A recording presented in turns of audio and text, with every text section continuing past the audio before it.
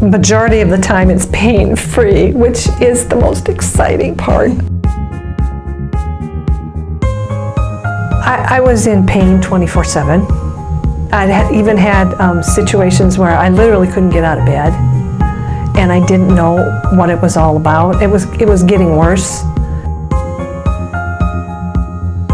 Yeah, there was one time where it took me an hour and a half to roll over to get out of bed because it was so bad.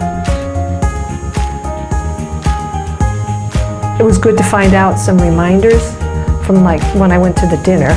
I went, oh, I found out some things I didn't know, which I don't know if I can remember at that time because my thinking was quite foggy at that time. It was also a major reminder to me about eating appropriately too, which really affects my joints and the ligaments and everything.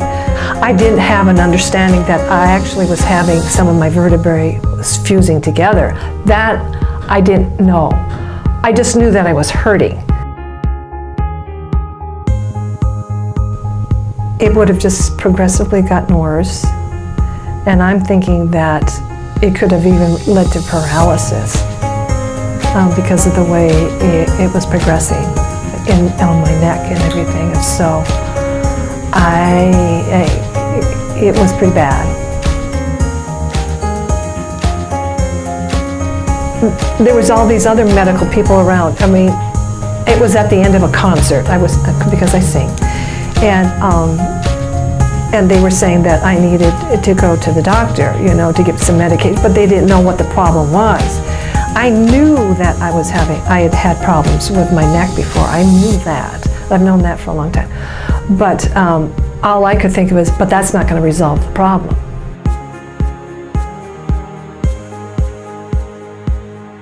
I was suffering through the pain, and what a major difference. It was actually much worse than I thought it was. I mean, I could feel a lump on my neck.